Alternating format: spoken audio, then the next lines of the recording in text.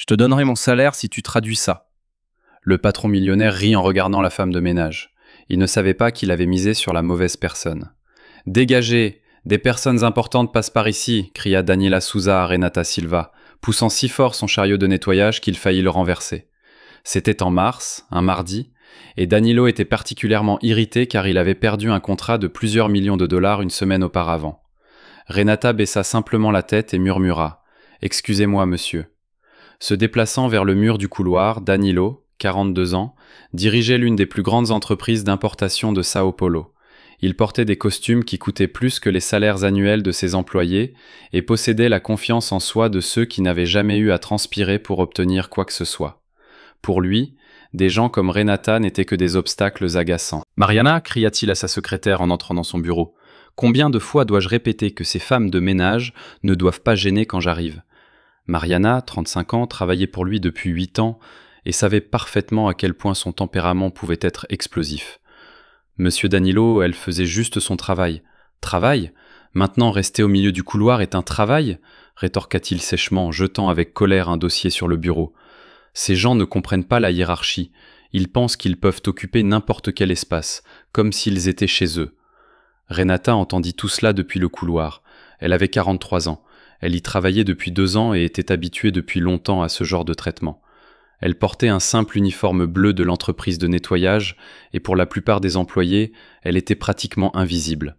Mais Renata entendait tout, remarquait tout et se souvenait de chaque situation humiliante. La journée se passa comme d'habitude, jusqu'à l'arrivée d'un courrier avec une lettre qui allait tout changer.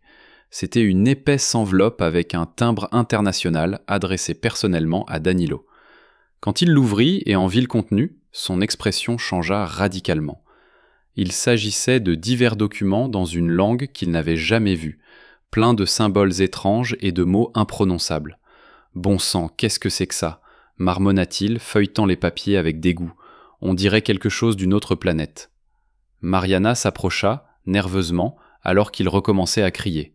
« Mariana, viens ici, règle ce désordre. Quelqu'un a envoyé des papiers dans une langue étrangère. » Elle prit les documents et les examina attentivement, essayant de trouver quoi que ce soit de compréhensible. « Monsieur Danilo, cela semble être du hongrois ou une langue d'Europe de l'Est. Il y a des sceaux officiels. Et le nom de votre entreprise ici. »« Hongrois ?» Danilo rit bruyamment avec le rire condescendant qu'il utilisait toujours pour montrer sa supériorité. « Qui parle hongrois au Brésil ? C'est probablement une arnaque internationale. » Mais quand Mariana lui fit remarquer les sommes en euros et la date actuelle, il réalisa que la situation pouvait être grave. Alors, trouvez un traducteur. Quelqu'un doit pouvoir s'en occuper rapidement. À partir de ce moment, la panique commença. Mariana appela toutes les agences de traduction qu'elle connaissait, mais aucune n'avait de spécialiste dans des langues aussi rares. Au fur et à mesure que le temps passait, l'irritation de Danilo ne fit que croître. « Comment est-ce possible ? Personne ne peut le traduire !» explosa-t-il, frappant du poing sur la table. « Je paierai n'importe quoi. Il y a 8 millions de personnes dans cette ville et pas une seule ne peut s'occuper de quelques papiers. » La nouvelle se répandit dans le bureau. Les employés commencèrent à se rassembler, curieux et essayant d'aider avec des traducteurs en ligne, mais rien ne fonctionna. Puis Amanda de la comptabilité rapporta quelque chose qui rendit Danilo nerveux. « Monsieur, de tels documents officiels ont généralement des délais de réponse. S'ils sont ignorés, vous pourriez perdre vos droits légaux. » Danilo reprit les papiers et vit la date. Aujourd'hui, 18 heures. Il était presque 15 heures et il commença à paniquer, imaginant qu'il pourrait manquer quelque chose d'important.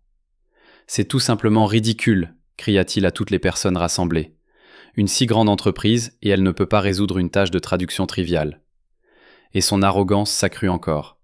Danilo, étranglé par l'irritation, décida de tourner la situation en dérision, brandit les papiers et annonça à tout le bureau. « Écoutez tout le monde, je donnerai mon salaire mensuel à qui pourra traduire ça !» s'exclama-t-il, et avec un grand rire ajouta « 45 000 reis à qui comprendra cette langue martienne. » Tout le monde rit, considérant cela comme une blague, car 45 000 reis représentaient plus que les salaires annuels de la plupart d'entre eux. « Pour cette somme, j'apprendrai n'importe quelle langue en 5 minutes !» cria Roberto du service commercial. Les rires redoublèrent. La situation se transforma en une comédie de masse. Les employés faisaient des blagues sur les langues fictives et les traducteurs extraterrestres. Danilo aimait être le centre de l'attention, surtout quand il pouvait démontrer sa supériorité financière. Mais au milieu de toute cette agitation, une femme observait en silence. Renata, dans le couloir, rangeait son chariot, écoutant attentivement chaque mot. Pendant 2 ans, elle avait été traitée comme rien, soumise à des remarques insultantes, ignorée comme si elle n'était pas humaine. S'approchant et voyant Danilo agiter les documents comme des ordures, les yeux de Renata s'écarquillèrent. Ce qui la frappa, ce n'était pas la langue, mais le fait qu'elle pouvait parfaitement lire le contenu. Ces papiers n'étaient pas des spams ou une correspondance commerciale ordinaire. C'étaient des documents concernant un héritage international. 15 millions d'euros d'un lointain parent. Renata déglutit difficilement. Les documents expliquaient que Danilo avait été identifié comme le seul héritier vivant de son oncle de Hongrie, mais qu'une date limite de 18 heures le jour même avait été fixée pour confirmer la réception et entamer la procédure légale. Elle regarda sa montre. Il était 15 heures. Il restait encore du temps, mais pas beaucoup. Et Danilo continuait à faire des blagues et à offrir 1 mois de salaire à qui pourrait résoudre un problème qu'elle pouvait régler en 10 minutes. À l'intérieur de Renata, l'indignation et l'anticipation se mêlaient.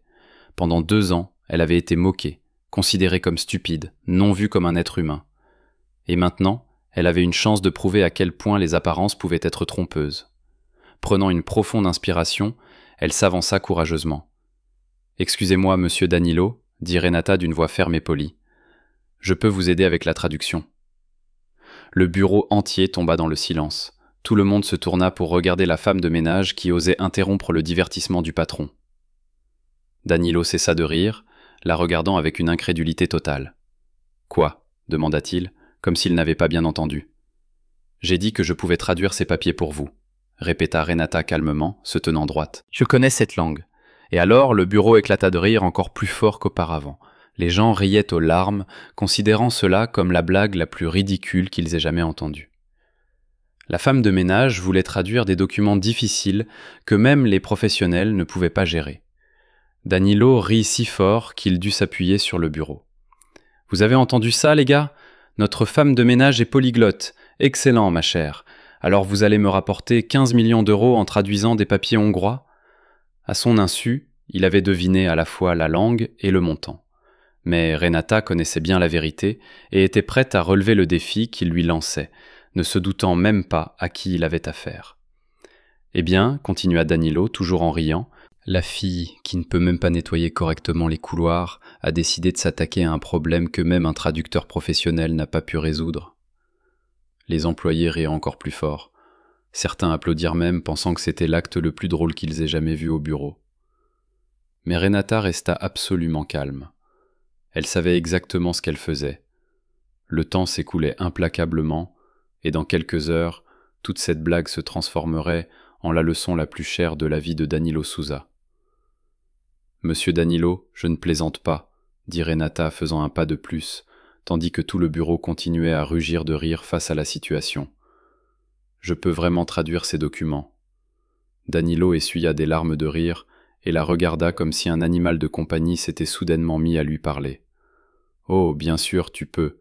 Et moi alors, je peux voler. » « Écoute ma chère, retourne à ta serpillière et laisse les adultes s'occuper des choses sérieuses. » Le rire balaya le bureau à nouveau.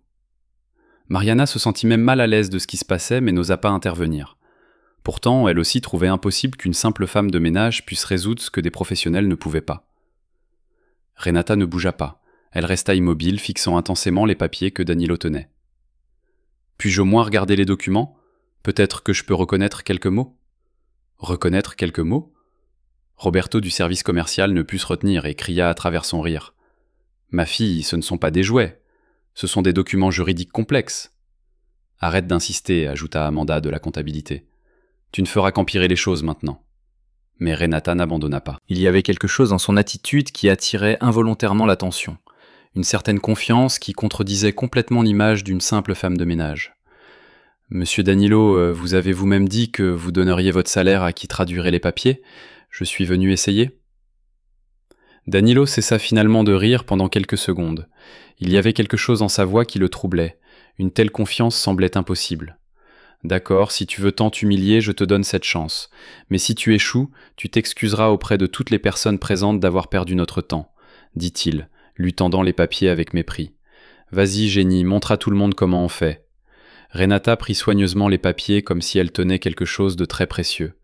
Au moment où ses yeux parcoururent le texte, son expression changea soudainement complètement. C'était comme si elle s'était soudainement réveillée à la vie, et qu'une étincelle éteinte depuis longtemps s'était ravivée en elle.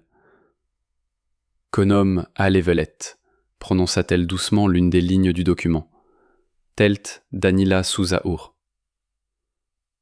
Dans le bureau, un silence complet tomba instantanément. Tout le monde cessa immédiatement de rire. Il n'y avait aucun doute.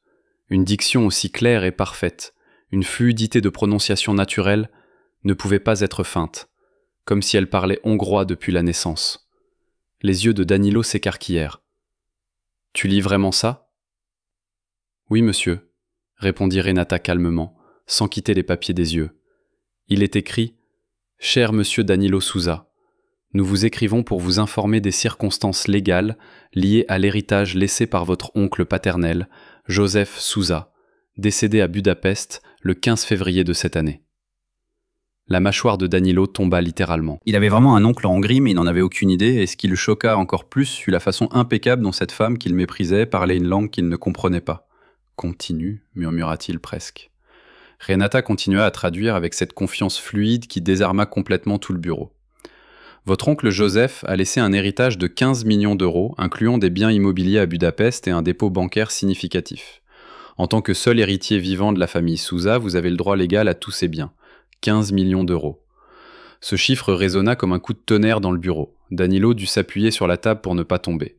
C'était de l'argent qui lui permettrait de décupler son entreprise et d'assurer l'avenir de 3 générations de sa famille. Mais il y a des conditions. Renata tourna la page. Vous devez confirmer la réception de cette correspondance avant 18h aujourd'hui, heure du Brésil, et envoyer les documents signés avant minuit.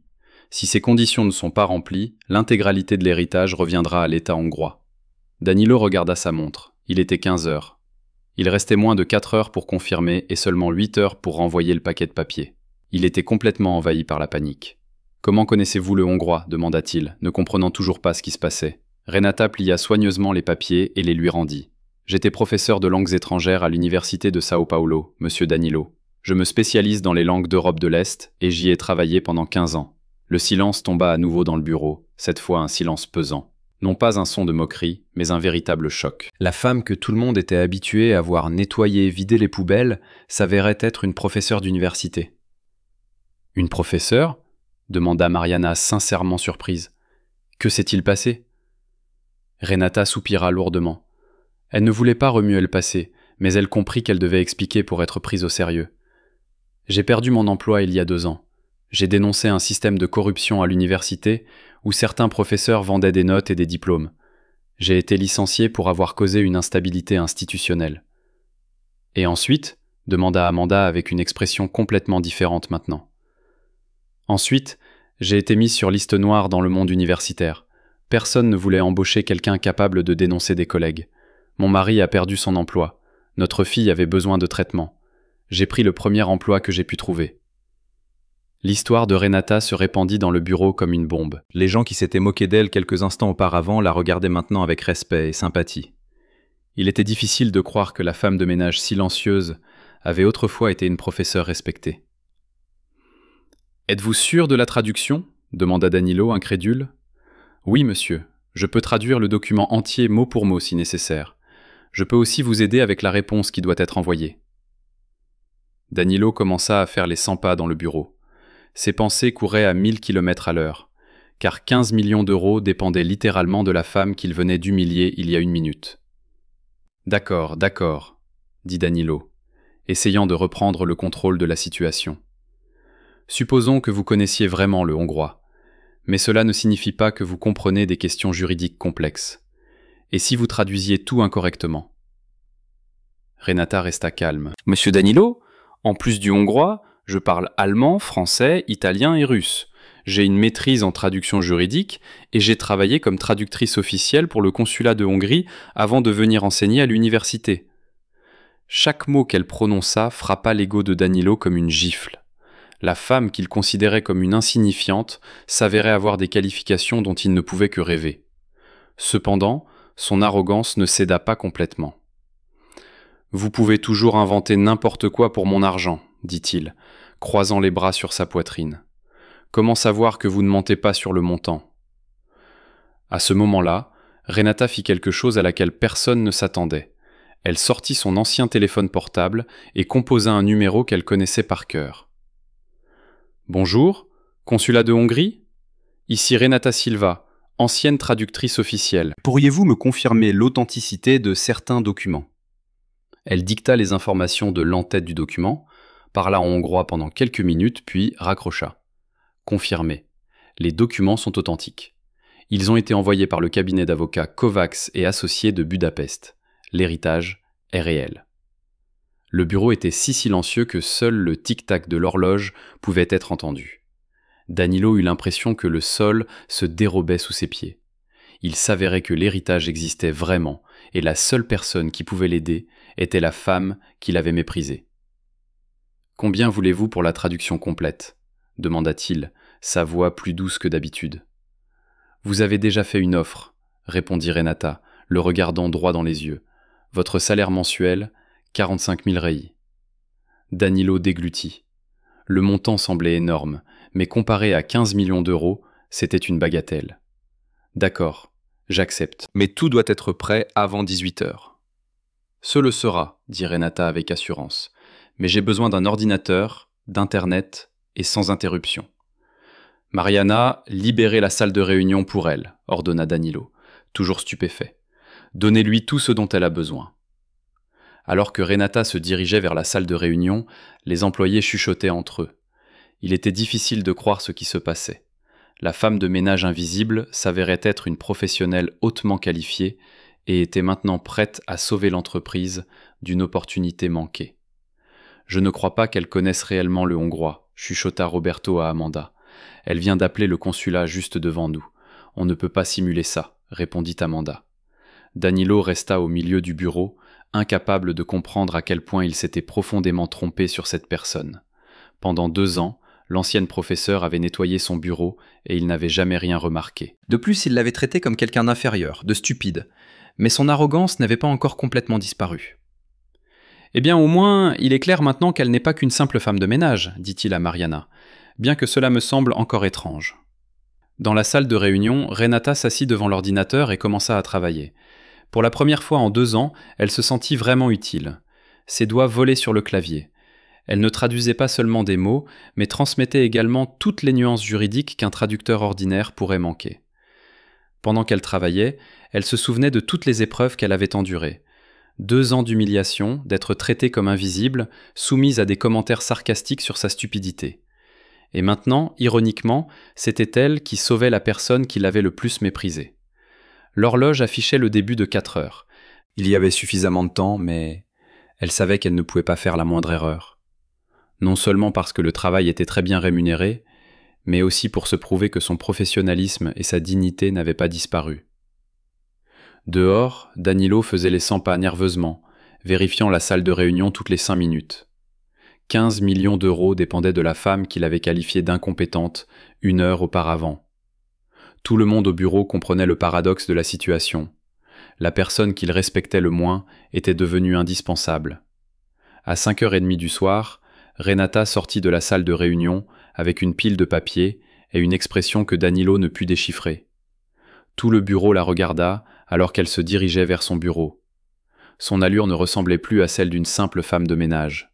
« Tout est prêt, monsieur Danilo », dit-elle, posant les papiers sur la table. La traduction complète avec les explications de tous les termes juridiques et la lettre de réponse en hongrois est déjà préparée. Danilo prit les papiers avec des mains tremblantes. La traduction était impeccable. Chaque paragraphe était minutieusement analysé et expliqué. Ce n'était pas seulement une traduction littérale, mais un document professionnel avec des notes juridiques sur le droit hongrois. « Voici tout sur l'héritage », continua Renata, désignant des sections distinctes. Votre oncle Joseph possédait 3 propriétés à Budapest, dont un hôtel historique au centre-ville. Il n'avait pas d'enfant, et vous avez été trouvé, selon les données généalogiques, comme le seul héritier vivant. Danilo lut chaque ligne avec étonnement. La richesse était encore plus grande que ce à quoi il s'attendait. En plus des 15 millions d'euros sur le compte bancaire, il y avait des propriétés valant au moins 10 millions de plus. Et voici la lettre de réponse. Il tendit le document hongrois d'une écriture impeccable. C'est une confirmation officielle de réception et d'acceptation de l'héritage, expliqua Renata. Il doit être envoyé par courrier express aujourd'hui. J'ai également préparé une procuration pour les avocats hongrois afin qu'ils puissent commencer la procédure de transfert. Mariana s'approcha pour regarder les papiers. Renata, c'est un travail incroyable. Ce sont des documents au niveau d'un cabinet d'avocats international. Parce que ce le sont, répondit calmement Renata. J'ai préparé des centaines de tels documents lorsque je travaillais au consulat. Une nouvelle expression apparut sur le visage de Danilo. Non plus le mépris ou la condescendance comme auparavant, mais un mélange de respect forcé et d'embarras en réalisant son erreur. « Vous comprenez vraiment tout ça ?» prononça-t-il plus comme une affirmation que comme une question. « Oui, monsieur, je me suis spécialisé en droit international des successions pendant 8 ans avant de travailler à l'université. Je connais les lois hongroises aussi bien que les brésiliennes. » Roberto, du service commercial, s'approcha avec curiosité dans la voix. « Renata, pardonnez ma franchise, mais comment quelqu'un avec votre éducation a-t-il pu finir comme femme de ménage ?» Enfin, la question que tout le monde voulait poser fut prononcée. Renata prit une profonde inspiration, réalisant qu'elle devrait révéler un chapitre désagréable de sa vie. « Ce n'était pas par choix, » commença-t-elle, s'asseyant sur la chaise que Danilo lui offrit. « Comme je l'ai dit, j'ai dénoncé une fraude à l'université. Certains professeurs vendaient des diplômes à des étrangers, falsifiaient des certificats, prenaient des pots de vin pour des notes. Et que s'est-il passé ensuite ? Demanda Amanda, sincèrement intéressée. Ensuite, j'ai été déclaré l'ennemi numéro 1 de l'institution. Non seulement j'ai été licencié, mais des rumeurs ont été répandues selon lesquelles j'étais conflictuel, déstabilisant l'équipe. J'étais difficile à travailler. Aucune université ne voulait m'embaucher. Le silence tomba dans le bureau. C'était une situation que beaucoup avaient indirectement rencontrée, mais pour la première fois personnellement. Une personne qui payait un prix élevé pour avoir agi consciencieusement. J'ai essayé de trouver un emploi de traductrice indépendante, continua Renata. Mais le marché était saturé. De plus, mon mari a perdu son emploi. Au même moment, il était ingénieur dans une entreprise de construction qui a fait faillite. « Et votre fille ?» demanda Mariana. « Ma fille Sophia a 16 ans. Elle souffre de diabète de type 1. Elle a besoin d'insuline importée, de tests réguliers, d'une surveillance médicale constante. Quand nous avons tous les deux perdu nos emplois, notre assurance maladie a cessé de nous couvrir. » Danilo sentit une désagréable douleur au cœur. Pendant 2 ans, il avait traité durement une femme qui se battait pour la vie de sa fille. Sa conscience commença à le tourmenter, bien qu'il essaie de le cacher. « Alors vous avez accepté de travailler comme femme de ménage ?» demanda-t-il, évitant son regard. « Je n'avais pas le choix. J'avais besoin d'un emploi officiel avec un dossier d'emploi pour être admissible à l'assurance maladie d'entreprise. Quand l'entreprise de nettoyage m'a offert un poste vacant, j'ai immédiatement accepté. Mais c'était il y a 2 ans. Pourquoi n'avez-vous pas cherché un autre emploi après cela ?» nota Roberto. Renata sourit tristement. Pensez-vous qu'il soit facile d'expliquer en entretien pourquoi une ancienne professeure d'université travaille comme femme de ménage ? Les gens pensent que vous mentez ou que vous avez fait quelque chose de très grave. La vérité faisait plus mal que quiconque au bureau n'était préparé à l'entendre. Pendant 2 ans, ils avaient travaillé côte à côte avec une professionnelle hautement qualifiée, la traitant comme si elle était invisible, comme si elle était moins capable que n'importe lequel d'entre eux.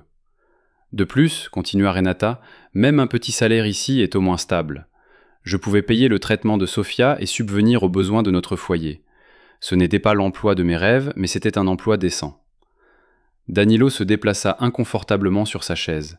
Il se souvint de toutes les fois où il s'était plaint d'elle à Mariana, comment il avait traité le personnel de nettoyage comme s'il s'agissait d'objets inanimés.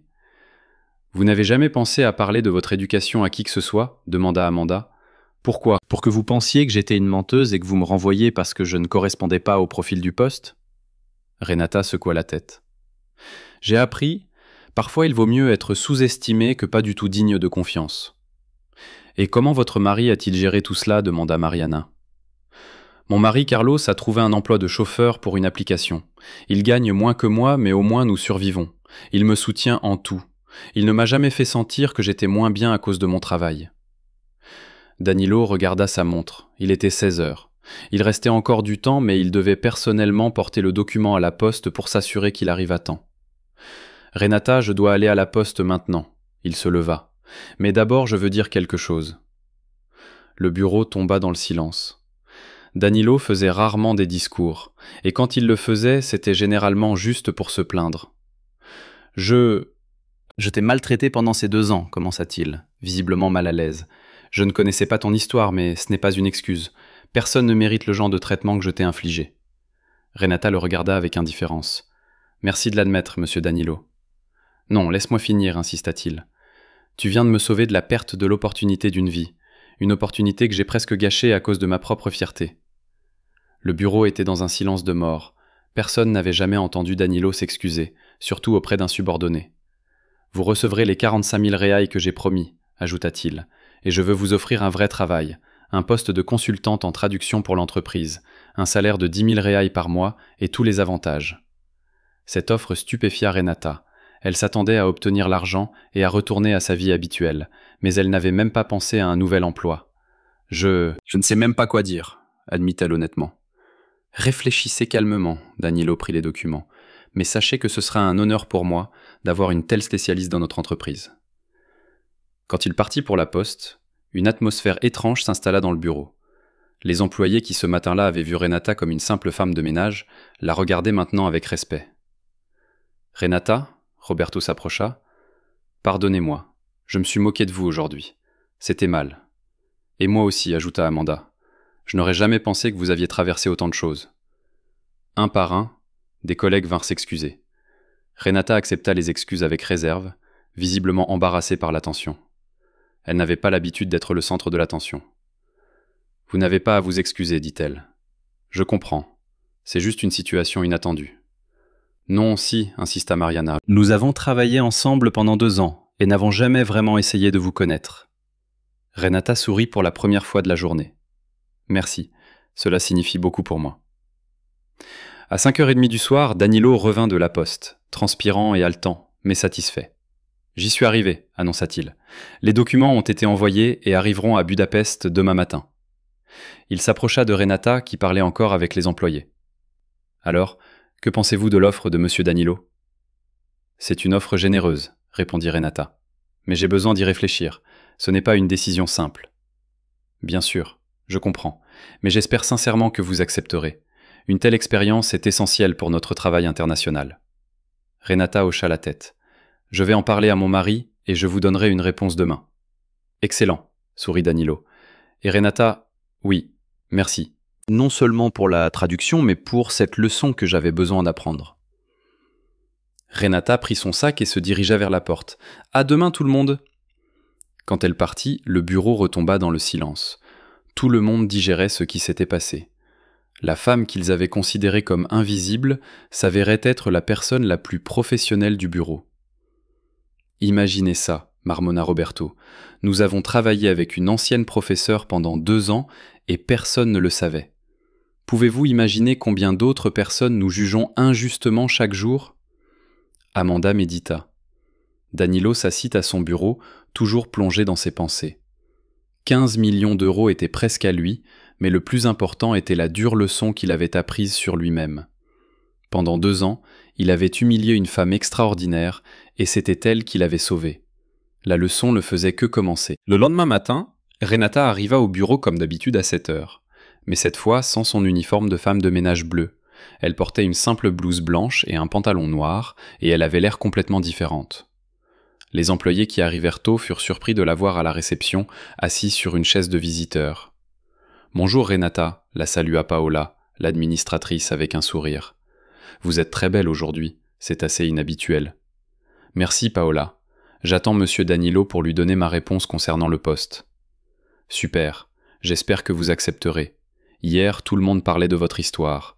C'est étonnant ce que vous avez traversé. » Renata sourit, n'étant toujours pas habituée à être traitée différemment maintenant. Pendant 2 ans, elle avait été presque invisible, et maintenant tout le monde voulait lui parler. Danilo arriva à 8h30, une demi-heure plus tôt que d'habitude. Il était impatient d'entendre la réponse de Renata, mais aussi nerveux à l'idée de travailler côte à côte avec quelqu'un qui l'avait humilié à de nombreuses reprises. « Bonjour, Renata. » Il s'approcha du bureau de la réception. « Avez-vous décidé ? » ?»« Bonjour, monsieur Danilo. »« Oui, j'accepte votre offre, mais j'ai quelques conditions. »« Bien sûr, parlez, en détail. Premièrement, je veux travailler à mi-temps pendant les 2 premières semaines pour former mon remplaçant de nettoyage. Je ne veux pas laisser l'entreprise sans aide. » Danilo était stupéfait. Même après tout, Renata pensait au travail qu'elle quittait. « Deuxièmement, continua-t-elle, mon salaire doit aller directement à la clinique où ma fille est traitée. Je ne veux risquer aucun retard. Pas de problème. Autre chose ? Oui, je veux un contrat écrit avec des responsabilités clairement définies. Je ne veux pas que quiconque dise un jour que je n'avais pas les qualifications nécessaires pour ce poste. » Danilo hocha la tête. « C'est juste. Je demanderai au service juridique de tout préparer aujourd'hui. » Ils montèrent au bureau, où Mariana préparait déjà le planning de la journée. Voyant Renata, elle sourit et se leva pour la saluer. « Renata, c'est tellement bien que vous ayez accepté. Ce sera merveilleux de travailler avec vous officiellement. »« Merci Mariana, je suis aussi très heureuse. » Danilo se dirigea vers son bureau, mais avant d'entrer, il se retourna vers Renata. « Oh, oui, j'ai oublié de mentionner. Ce matin, un email est arrivé de Budapest. Les avocats ont confirmé la réception des documents. Ils ont dit que c'était la traduction la plus impeccable qu'ils aient jamais vue. » Renata sourit. « Je suis contente qu'ils l'aient aimé. Ils ne l'ont pas seulement aimé. Ils veulent vous engager pour d'autres affaires. Il semble que vous ayez une réputation là-bas que je ne connaissais pas. Peut-être. J'ai déjà travaillé plusieurs fois avec Kovacs et Associés quand j'étais au consulat. » Tout au long de la matinée, Renata fut officiellement présentée à tous les départements. C'était étrange de voir les réactions des gens. Certains essayaient encore de comprendre les changements, tandis que d'autres l'accueillaient avec un respect sincère. À 10 heures, Danilo reçut un appel qui changea complètement le cours de la journée. « Monsieur Danilo » appela Mariana par l'interphone. « Monsieur Joseph Kovacs est en ligne. Il dit qu'il est avocat de Budapest et l'affaire est urgente. » Danilo décrocha immédiatement le téléphone. La conversation était en anglais, mais il demanda à Renata de traduire certaines parties. 20 minutes plus tard, il raccrocha avec une expression troublée. « Renata, nous avons des problèmes, dit-il. De nouveaux documents sont arrivés de Budapest. Il semble que l'héritage soit plus compliqué que nous le pensions. Je n'ai pas tout à fait compris des complications spécifiques. Il a parlé d'un litige juridique, d'autres parents qui sont apparus, et de processus inachevés. Il a demandé qu'une réponse détaillée soit envoyée d'ici la fin de la journée. » Renata fronça les sourcils. « C'est étrange. »